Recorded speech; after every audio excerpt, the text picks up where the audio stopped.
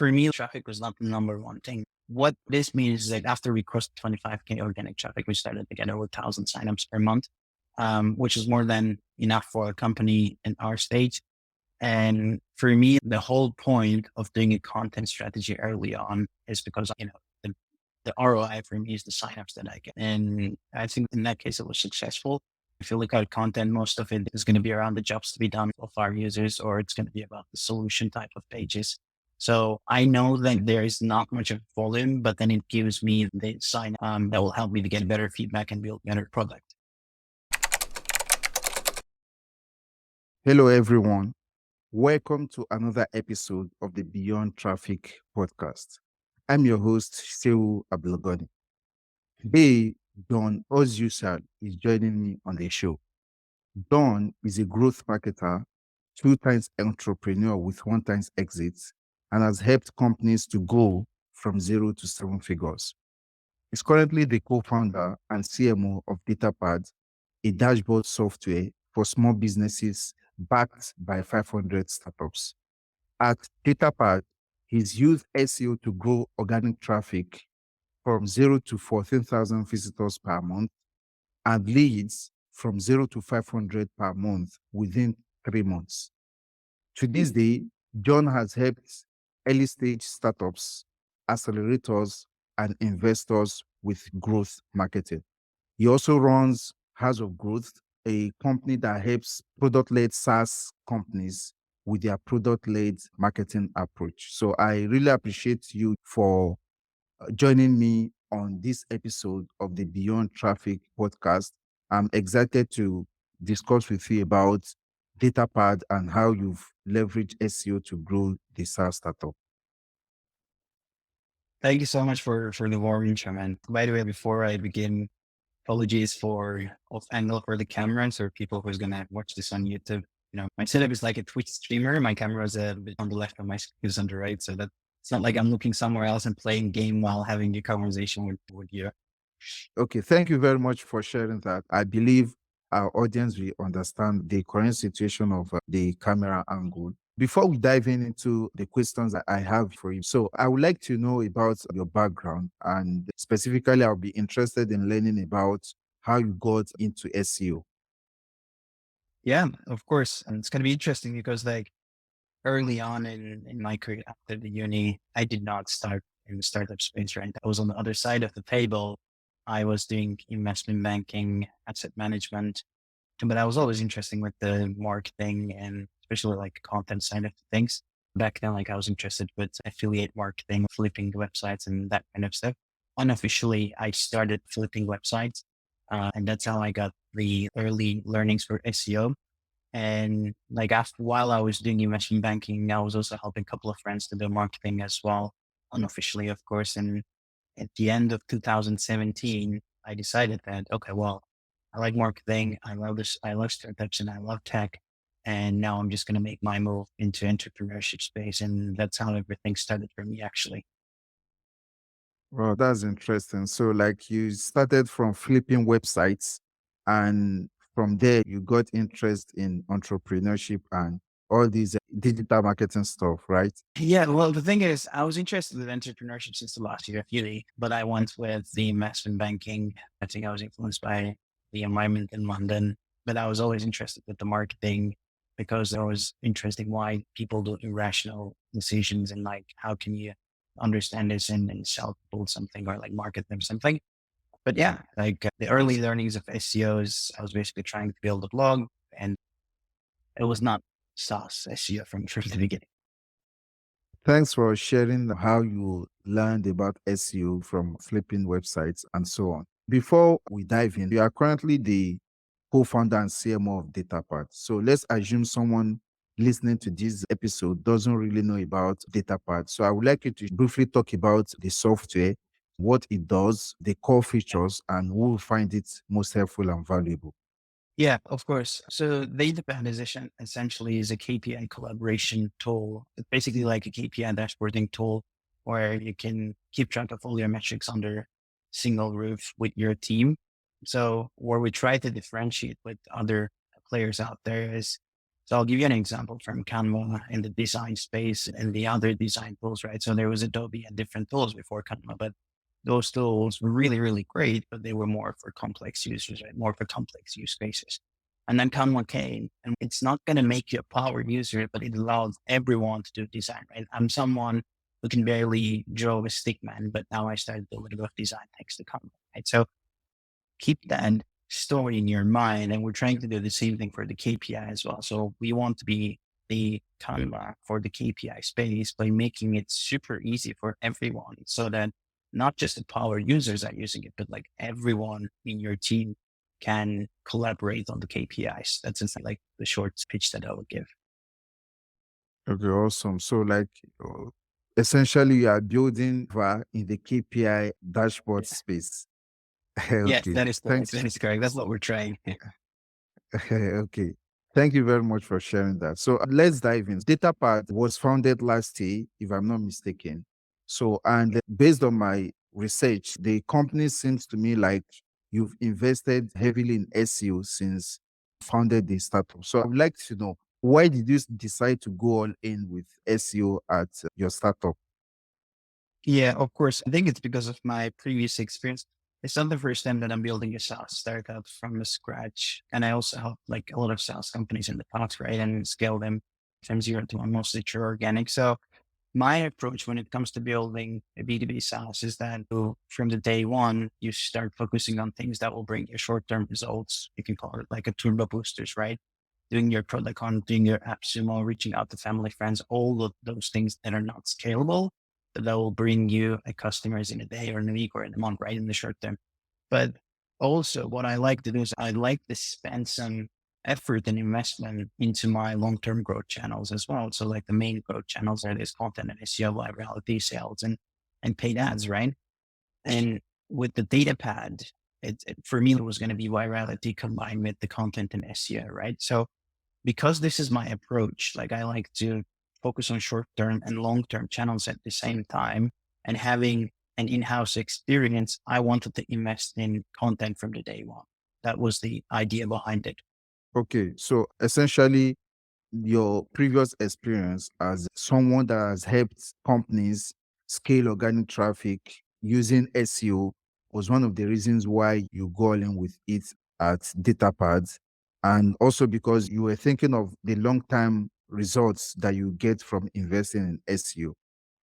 The thing is, like I've seen a lot of startups are doing this wrong, which is basically they're only relying on channels that they cannot scale, right?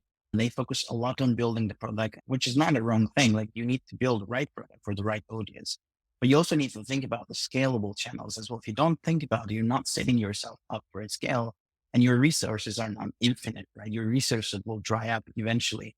And if you only rely on channels you can not scale and then you not own those channels, then what happens is that maybe you're going to build this great product. But when you don't have a scalable acquisition channel, then it becomes really hard. Like, why not start building the scalable acquisition channel from early on as well? So when you have the perfect product, you also have a bit of the scalable acquisition channel as well, which is going to help you to bring more leads. That is my approach, and that's why I have the same approach. It's Datapad or something some other company. I'll follow the same approach if it's a B2B SaaS PLG.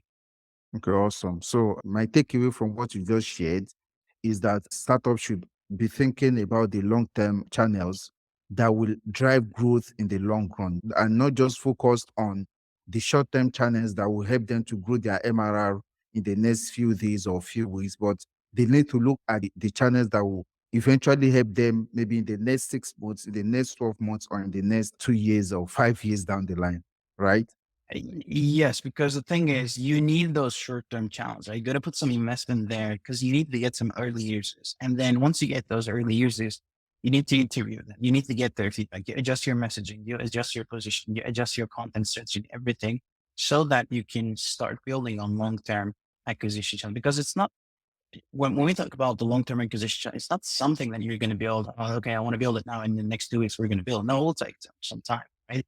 And the less resources you have, longer it is going to take for you. So earlier you start, faster you're going to see the ROI. And that's my thinking. Everyone could have a different view, but like that's how I view it. I really appreciate you. That also aligns with how I think about SEO. So because SEO, a lot of times it takes time to work. And the companies that invest early in it, the companies that go all in with it from day one, even not from day one, but that go all in with it as soon as possible, they tend to drive a lot of growth in the long run than companies that wait before they start investing in SEO. So let's move forward to your SEO playbook at Datapad. So I would like to know, when you started doing SEO, what was your approach like in the early days? Yeah. So we had a product launch, if I remember correctly, I think it was like last year, August. And right after that, we actually started the content play there. And actually to update the stats that you've given in the beginning, like we went to 25,000 organic traffic per month in 6 months. But obviously, like we did most of the work in the 4 month sprints because I always like to work in sprints. Like, so we published, I think, close to like 70 pieces in 3.5 months and 4 months period. And then after that, actually, like since end of December, like beginning of January, we are not investing into new content. So we're just reaping what we sowed earlier.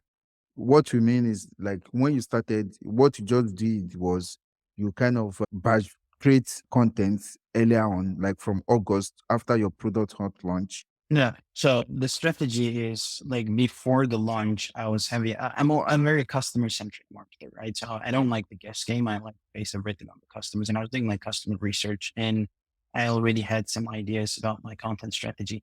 We did the product launch in August, and after that, I started the content strategy. And the way it started is, I'm going to go into playbook. I think it is time to give more detail now, as I Yeah. always follow the same approach, right? Whether if it's Datapad or some other company, the thing that I do is, so when I start with B2B SaaS SEO, I try to pick a topic that is like closely relevant to my business, right? Let's say for Datapad, it was KPIs, right? KPIs and KPI dashboards. And what I do is, and then I go and do time analysis for that topic. Like if I invest some money, is there any return for me? Like maybe there's not enough traffic. I make scenarios like what happens if I rank there and there and there. And so, and to see like if I capture the whole market, where would I be in the next 6 months or 12 months? So if I get a green light from it, I see that there's some positive ROI. Then for me, the next step is basically to understand, like, okay, for me to capture this topic, how many pages do I need to create? Because obviously, as an early stage startup, we don't have infinite amount of resources, right? You need to understand, but if it's 300 pages or like 600 pages or like 50 pages, you need to create to cover the topic from the all angles. And once I do that, then my next move is usually to map the topics to URLs to understand like how many pages I'm going to create. And this is exactly what I did with Datapad as well. My goal was to publish as many content as possible all in a quarter so that, I'm raising the topic authority status faster. I basically created the content roadmap and started creating briefs, right?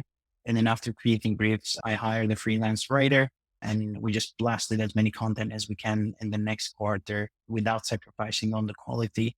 That is the approach that I took in Datapad, and is the approach that I always take on whenever I start working with an early stage B2B SaaS. Thanks for sharing that. And I really appreciate you. And one thing I want you to share more insights on. So you mentioned that before you start doing SEO for any B2B SaaS startup, so you kind of do analysis. So I would like to know, like, what the analysis to evaluate that, okay, if we are ranking in position one for this keyword, this is how it will help us if we are ranking in this position for this keyword. So I would like you to share more insights about that. Yeah, so I come from finance investment banking background, right? So I love doing models and creating forecasts, and most models are, wrong, but some are accurate. It gives you some direction of what could happen, right? So what I essentially do is after picking a topic, I basically do my keyword research, right? And then I filter down those keywords and create tiers, right? So tier one, tier one keyword types, and tier two keyword types, and tier three, and all of them will have a different conversion rate, right? And then after I understand the total searchable market size and break down the keywords by tier, it's a long process, so it's not like very easy to do. And then I say, okay, well, if I were to capture this market, and then if I were to rank, I don't know, number two on average on in the cluster, and number two and number four, what will be the expected traffic for me in a year or in 2 years? And from that, like based on experience working with PLG companies, then I come visitor to free trial conversion rate. And then based on that, I come up with the per month signups, like how much sign up I can expect if I were to exhaust this topic, right? So that's what I do. It is not 100% accurate, but it gives you an understanding of like, does it make sense for me to invest in 150 pages and spend XYZ amount of money? Maybe you're only going to get like 100 signups, like 200 signups. Like there's not much of a market there, right? That's how it helps me. Yeah, I really like that approach. So because it kind of helps you to know exactly what you'll eventually end up with even before you start investing in SEO. So because I think one mistake that a lot of startups make is they invest in SEO without any strategy or without any thinking about what can we potentially get from our investment. So I think that's approach of analyzing the traffic potential and also the conversion rate potential for each keyword that you go after. I think it is a great one. So another question I have here is you mentioned that within 6 months, so you started your SEO and content journey at Datapad in August 2022, if I'm not mistaken. And this is April 2023. So that's around, I think, 7 to 8 months now. And you mentioned that within 6 months, you drove 25,000 organic traffic visitors. So aside from the organic visitors, like what business results will you say investing in SEO has helped you to drive? Yeah. So for me, like obviously traffic was not the number one thing, right? If that was the thing, I could continue to scale or I could even get higher traffic. What this means is like we started to get over 1,000 signups. Like after we crossed 25K organic traffic, we started to get over 1,000 signups per month, which is more than enough for a company in our stage. And for me, like the whole point of doing a content strategy early on is because, the ROI for me is the signups that I get, right? And I think in that case, it was successful. If you look at content, most of it is going to be around the jobs to be done of our users, or it's going to be about the solution type of pages. So I know that there is not much of volume, but then it gives me the sign that will help me to get better feedback and build better product. Awesome. So from investing in SEO, you were able to drive 1,000 signups per month directly from your efforts. That's impressive. So one thing I also like to know is as far as SEO strategy is concerned, what will you say in your opinion, the one strategy that has had the biggest impact on your business, like in terms of ROI in the last 6 to 12 months? The biggest impact one is for me, like it's always from starting from high intent topics and then moving your way up from there, right? When I say, I'm not going to say middle of the funnel, bottom of the funnel, because like everyone has a different definition for these things. But the one strategy that I always stick is I start with like, for example, like competitor based key, like the competitor alternatives and competitor pricing, competitor integrations, anything related to them. So make sure that I'm there when my prospects are searching it to relate to my competitors. And then after that, I move my way up the funnel and go into best tools for persona, best tools for use case kind of things. And then after I'm done with all those things, then I go with the jobs to be done related article, right? So, but for you to be able to understand the jobs to be done of your ODs, you need to go back to your customer research. And I think this is the point that most content strategies and even marketers miss out because they start their research on Ahrefs or SEMrush or any other keyword research tool. So they miss out on the jobs to be done part. And once I'm done with the jobs to be done part, I usually go into what I call current solution content, right? So if you're a B2B SaaS, the chances are high that you'll be competing with the likes of Google Sheets or Excel. And well, actually, let me revert a little bit. When I say current solution is basically your alternatives, right? And when I ask a lot of founders about their alternatives, they only give me the names of their direct competitors, competitor A, B, C, or D, right?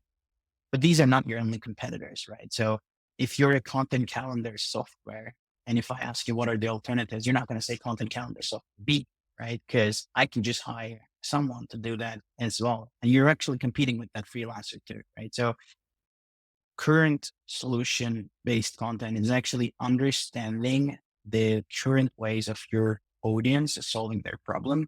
And then you go and write content about it. Right. So that when they search for like how to do content strategy with the freelancer or something like that, or like how to do a KPI dashboard in Google Sheets, you rank there, you give them what they want because you need to serve the search intent. And then you say, look, you can do it this way, but there are the drawbacks, and here's a better way of doing it. Right. So you're essentially giving them what they want, even though maybe they're not aware, they're tools like yours. You're saying, hey, look, this is what is wrong with this method, but there's a better way of doing things, right? Then I cover all these things. And then after I'm done with all those things, and I go into more like what is like, or like what is more like a short tail and vague intent terms. Okay, thank you very much for sharing that. And actually, I intend to ask you questions related to what you just shared now, but I'll still come back to that. So, but as a follow up to what you just mentioned now, so recently I interviewed Ben Saylor, the director of inbound marketing at WordPress.com, and like what he shared is similar to what you just mentioned now. That a lot of marketers, when they want to start their keyword research, they go directly into the SEO tools, so instead of starting from their customers. So because like if you start your keyword research from your customers, you are most likely not to make mistakes in the long run. But if you start from SEO tools, chances are that you might be targeting keywords that you think your customers are actually looking for, whereas they are not even searching for those type of keywords on Google. So that brings me to the question. So you mentioned about the jobs to be done approach. So I would like to know when it comes to doing customer research, because I think this is something that a lot of SaaS startups have not really learned how to do, or they've not focused on doing it. So, like your approach, what is your approach to doing customer research? Are there some specific type of questions you like to ask customers when doing your jobs to be done research?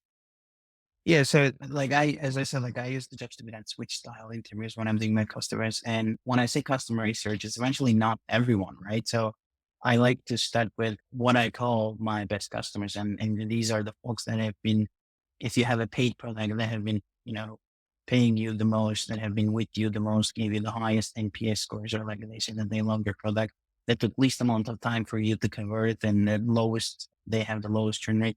So once I identify these best people, and then I go and have usually like 10 to 15 conversation with them, all recorded face to face, sorry, virtual, not face to face. And basically I follow the jobs to be done style interview. And the questions are, I mean, if you Google it, you'll see it, but like there's some great books about it. For example, when coffee competes, I suggest that every founder and marketer should read that book. But essentially the questions are things like, hey, like what triggered you to look for another solution? When was the first time this came to your mind? And, how my solution made your life better? What did you like about your current solution? What you didn't like about your current solution? And these kind of things, so that I can understand what they were using before, what triggered them to look for something out, so that I can take all those bits and pieces. And when I write the content, for example, talking about the drawbacks of their current solution, I don't make it up. I take it from them. And when you take it from them, obviously when someone is reading, when the next person is reading and they're like, exactly the reason why I'm looking for an alternative to XYZ tool or solution. So you convert. Awesome. So, like you basically follow the jobs to be done approach. I will include the link to the book that you mentioned, and if there Yeah. are other resources about jobs to be done, I also include the link in the show notes. So, let's talk about SaaS startups generally. You've worked with a lot of SaaS startups when it comes to doing their SEO and growth marketing. What will you say are some of the common mistakes that you see SaaS startups make when they want to invest in SEO and drive business results from it? Uh-huh. Is it just the mistakes in content and SEO, or like the SaaS startups generally? Yeah, basically the mistakes that SaaS startups make when it comes to driving business results from SEO. Okay. Okay. I think like before talking about the content and SEO related mistakes, like I'm gonna go back one step, because like there are more important things before you even consider your content and SEO, before you even consider acquisition, right? First of all, the number one, I mean, you need to have two things before you even start acquisition, like investing heavily into acquisition. One is that your messaging and positioning, your website should be easy to understand, right? And if I go and look at the early stage B2B SaaS companies today and go to their website and try to do 5-second test on their, header copy, I bet like 90% of them will fail, because they're either trying to tell you some like complex jargon, or they're trying to sell you their features and you're not going to understand, right? So the first mistake is then not having a clear website structure, not having a clear messaging and position that is easy to understand for your prospects to see like, okay, what's in it for me? Because the thing is, there's no point of doing any acquisition if you don't have a great funnel, if you don't have a great messaging and positioning, because you're either going to get the wrong people into your funnel, people are just going to bounce because they don't understand what they're looking at. So that's the first thing. The second thing is the activation side of things. Most people skip the importance of having a good onboarding. So you could have the best acquisition, you could have the best content in SEO, but if your onboarding is not on point, you're not activating those people, you're not getting them to AHA as fast as possible. Again, it's pointless. You're leaving money on the table. Okay, now we're on the content and SEO side of things, and I can talk about, assuming that we fixed those things, now we can do some acquisition. So the mistakes that I see is, one, early stage startups try to be jack of all trades, right? They find 5 different topics, and with one freelancer and with a little bit of budget, they try to cover those 5 topics at the same time, creating one piece each every month. And then they complain that they're not really getting any results. Well, it is very hard to cover 3 to 5 topics at the same time. It is better to choose one topic directly related to your business, and you cover it. Make sure you cover it before you jumping into another topic. I think that's a mistake. The other mistake that I see is most of them start their keyword research from the tools, right? Keyword research tools. Okay, well, let's just sort the keywords by highest volume and low keyword difficulty. Call it a content strategy. Well, that's not a content strategy, right? Everyone can do it in 5 minutes. Okay, even if you can rank, right? Bad content can rank as well. We all see it. It can rank. If your goal is to rank, you could get lucky and rank. But if your goal is to drive business, well, your bad content will rank, but you will not convert. To convert, you need to understand your audience. You need to understand their tone. You need to understand their tones. You need to understand what they're looking for. If you skip the customer research, well, good luck. The other mistake that I see is basically people ignoring the zero search volume keywords, people ignoring the low search volume keywords because they're like, oh, like this is 10 search volume. Let's just ignore it. Let's go for the head term that has 50,000 monthly search volume because it's more attractive. Well, again, good luck going after that without having any topical authority. Even if you rank there, it's too vague. It's the conversion is going to be very minimal there. And so it's a big mistake to ignore something because it has a low search volume or zero search volume. What I do is I give a business relevance score, right? So if it's scoring high on the business relevance, I don't care if it has a zero search volume. I'm just going to go and cover it. And again, if you want to build a topical authority, you need to cover it as well, regardless of the search volume. And other mistake that I would say is when it comes to writing high intent content, for example, let's say competitor alternatives. What most people do is they go and look at the other search results and copy and paste it, right? The thing is, but from what I found out is like in competitor related articles, if you really don't know why the switch moment happens, right? Why a prospect, your ICP wants to switch from competitor A to another stuff. If you don't know that reason, and if you don't emphasize this in your article or your landing page, and people think that you didn't do your homework well enough, and this is probably written for SEO, especially if you're selling to marketers and salespeople, they all know SEO stuff. So they'll smell the SEO from a mile away. Go and do your research. And when you're writing those high intent pages, make sure that you're doing everything so that the readers will say that, okay, well, these guys, they've really done their job. These are exactly the reasons why I'm trying to look for a switch. John, I really appreciate you for sharing them, and I gained a lot of insights from those. So, one of the things you mentioned is about zero volume keywords. And I think this is also something that a couple of guests I've had on this podcast. So, they've also mentioned why targeting zero volume keywords is a great SEO strategy for SaaS startups. And you just emphasize that right now. So, I would like to know at Datapad, like, do you have any experience targeting keywords that are zero volume keywords and driving organic traffic and business results from it? Do you have any experience that you could share? Yeah, yeah. I will not give the exact keyword. Okay. But the good thing about the zero search on low search volume keywords, let's say like it has a 0 to 10, your competitors will most likely miss out. And the reason being is when they go to the keyword research tool, I'm sure that most people will do, start from minimum, I don't know, 50 volume or start from 10. So when they do that, there's no way that they're going to see what's happening in your domain. And that keyword is going to be gold for you, right? We have some like very low search volume the keywords with Datapad. I don't know what happened after the recent update by Ahrefs, though they completely changed the volume and everything. So I'm not sure what's going on there.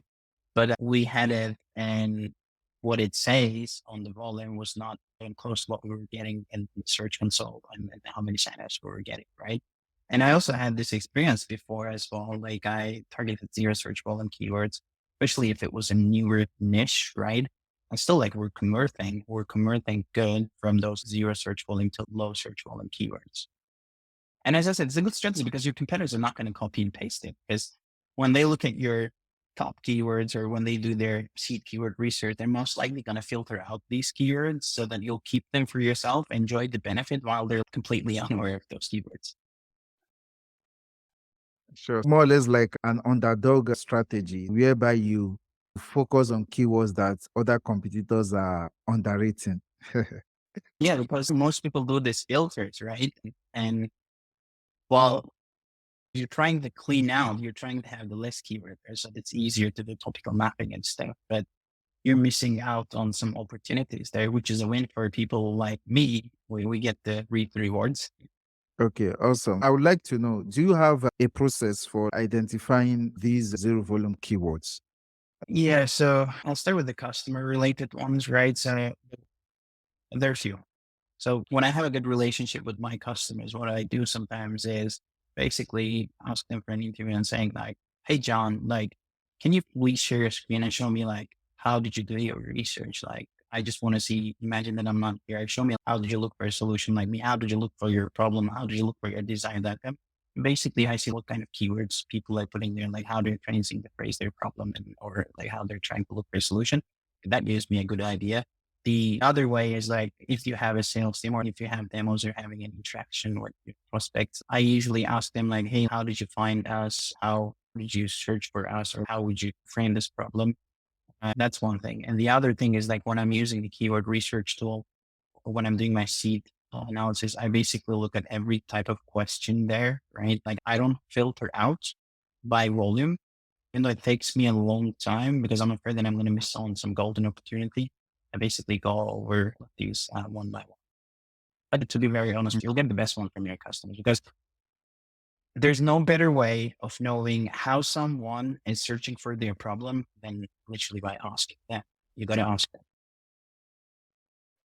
So, like what you're saying essentially is the best way to get the best zero volume keywords is to ask your customers. So, that's where the gold is, right?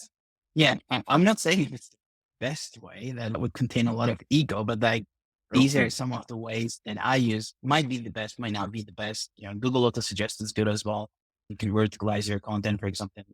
You can say, you know, how to do a content calendar and try to verticalize and see like what are the suggested keywords there or something like, you know, project management software. And then when you add a modifier for there, you can see like by use cases and other stuff. So like I use Auto Suggest as well. I do not know if it's the best way of doing it, but like these are some of the ways that help me define these keywords. Okay, thank you very much for sharing those. One of the reasons why I decided to reach out is like based on the LinkedIn post that you shared. So, and I believe anyone listening to this episode and follows you on LinkedIn will know that you share a lot of insightful posts there.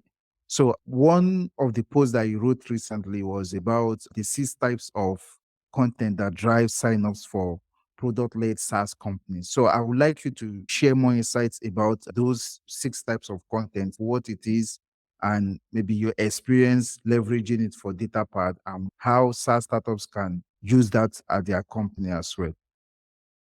Yeah, of course. I think you're referring to content times image for both acquisition and retention. So there's the product-led SEO with templates. There's just to be done related content. There are the competitor pages, competitor related articles, solution focused content, retention focused use case content, and basically current and alternative source focused content. So like to go over them one by one, I'll do it briefly. So basically the first one is product-led SEO with templates.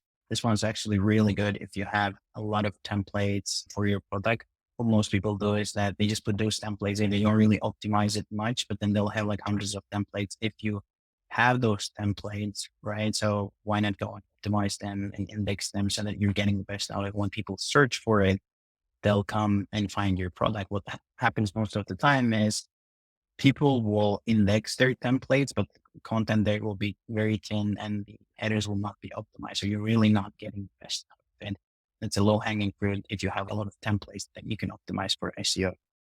The second one is basically jobs to be done related content. So this is the best way of doing a product led content marketing. Product led content marketing is essentially understanding the problem of your persona and then giving them a way of solving that problem or achieving that desired outcome with your product. And for this type of content, as I said, you need to understand what is the jobs to be done of your users. And essentially you write an how to style article. And instead of giving like generalized tips, you show people how they can get their desired result with your product, right? So you're not just saying like sign up here and try. You're actually giving that step by step and educating those people along the way. The other one is the competitor pages. This is one of the easiest ways of generating signups. So if you have bigger competitors out there, they're more well known than you. There's nothing better than doing a competitor alternative pages. You're like competitor versus another competitor, and then you hijack yourself there as the third wheel. These pages usually do not have a lot of volume, but they'll convert well. The other one is what I call the solution focused content. So it's basically similar logic to competitor pages, but instead of targeting competitor names and alternatives, you go for the category name, right? So the best project management tool is viewer project management software, best project management for agencies, best project management for real estate people, and you can verticalize it and, you can find other opportunities. The other one is what I call retention focused use case content. So this might not be for acquisition, but the thing is what most people forget is they don't think about their current existing users and they don't think about upselling, right? So they release a new feature. That's it. It stays there. What you can do is like create content such as like 10 cool things you can do with your product, right? So whenever you have a new feature, how can you be sure that every single one of your users know every single one of your features, right? So it makes sense to create content and show people like the cool things they can do with your product, which is really good for retention and upselling. And then the other one, the final one is the current and alternative solution focused content, which is basically what I touched on in the early. So understanding the current way of your customers solving their problems and then writing content around it. So if your customers are doing content calendar and Google Sheets, then you basically write content on how they can do content calendar on Google Sheets and then show them a better way of doing a content calendar with your software. Wow. Thanks for sharing those. I really appreciate you. And I think those systems of content, any PLG SaaS company that focuses on them will drive a lot of business results, not just traffic from their Yeah. SEO efforts. So I have one final question here. So a lot of SaaS startups want to invest in SEO, but m- based on my experience, a lot of them, they are still in this driving organic traffic approach of doing SEO, which is fine. But I think what is much more better is how could you leverage SEO to drive business results? Assuming that it's SaaS startups that want to invest in this, let's say, new approach of doing SEO, driving business results from it. So they reach out to you. What advice will you give to them? Like, how do you think that SaaS startups can do SEO and drive business results from it? Yeah. So the first thing is essentially picking your topic, right? So you need to pick a topic that is directly relevant to your use cases that are directly relevant to your core product, right? Once you do that, within your keyword research, you need to I add this metric, which is business relevancy, and Ahrefs is doing the same thing as well. So business relevance is basically how relevant this topic is and how likely I can do product like content marketing within this article, right? It's a score from 0 to 3. So you start by focusing on threes first before you move on to twos and ones, right? And if you give it a score of 3, it means that your product is the ultimate solution for that problem. And then you can go there and show interactive demos, screenshots within the blog post so that you do and everything to make sure that your audience understands how to solve the problem, right? If you focus on these type of topics, then you'll have lower volume, but you'll convert much better. That's the number one thing. And most startups do the quite opposite. Something as high volume, they go after that. They don't care about the business reality.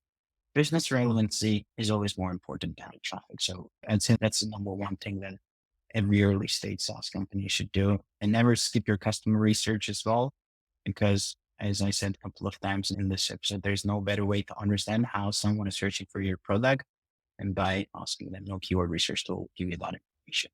Thank you very much for sharing that. So I believe anyone listening to this will gain a lot of insights from it. So you mentioned the business relevancy, though I've read about it from the guys at Ahrefs, so how they calculate that. Maybe if you could share more insights about, you mentioned from 3 to 0. Can you give an example of how you actually do this at Datapad, or if you could give just a hypothetical example of doing this? Yeah. For example, let's say, Datapad is helping people to do KPI tracking, right? So let's say that there's this keyword, it's like how to track KPIs, right? So how to track KPIs with your team. If we have an article like that, if that is the keyword, then it's a high business relevancy for me. And I'm going to give it a 3 because my tool is the ultimate solution for it. So I can go there and do in 5 to 7 steps. I can show people how my tool is the ultimate solution and how we can do that with Datapad, right? By screenshots, videos, and everything. So I make sure that you understand how this tool could exactly give you what you want. Okay, so that's for 3, right? Yeah. So you could say like 2 or 3, but like I think because like the other way of doing it, like people do it on sheets, right? And just because I had a lot of interviews with people who were doing it sheets, I know that the solution like mine is the ultimate solution compared to their current alternative. So I give it 3.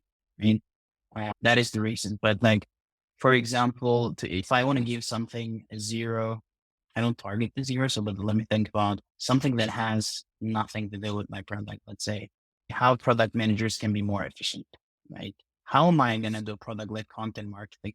I mean, I can add the point there, subheader there and say like, check your KPIs better, but it might be very salesy, right? So I would give this like a 0. But as I said, the scoring, it's based on how you feel about it, based on how well you know your ICP. Okay, awesome. So the scoring of the business relevancy is basically dependent on you, your knowledge of your industry, and what you think that the search intent as well, what you think someone searching for a specific keyword, what you think they are actually looking for by searching for that keyword. So thanks for sharing that, John. I really appreciate you for the insights you've shared so far on this episode of the Beyond Traffic podcast. And I believe that anyone who listen to this, we gain a lot of insights from what you've shared. So personally, I've learned a lot. And also one of the most important points you mentioned, which is something that a lot of guests have also repeated on this podcast, is the importance of customer research. So a lot of startups want to do SEO by just diving into keyword research tools. So, but what you mentioned, it shows that customer research should be the first thing that you do after you've identified the pain points and probably the jobs to be done of your customers.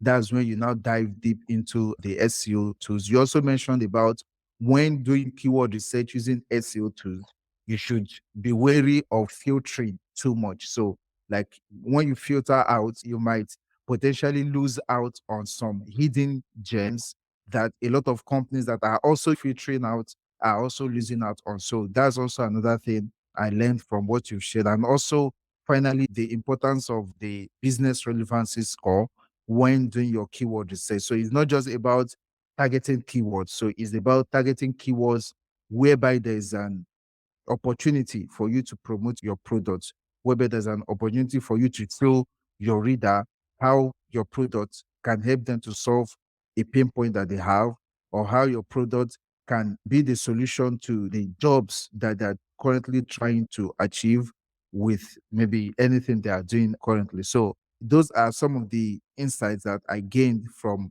what you've shared in this episode. And I believe anyone who listens to it will find it helpful and valuable. So just one final thing. Is there anything else you'd like audience to know about you? And probably they want to connect with you. How can they find and get in touch with you? I think the best place is through my LinkedIn. I'm always active there. So if you want to reach out to me, the best way to do it to connect with me and then just send me a DM.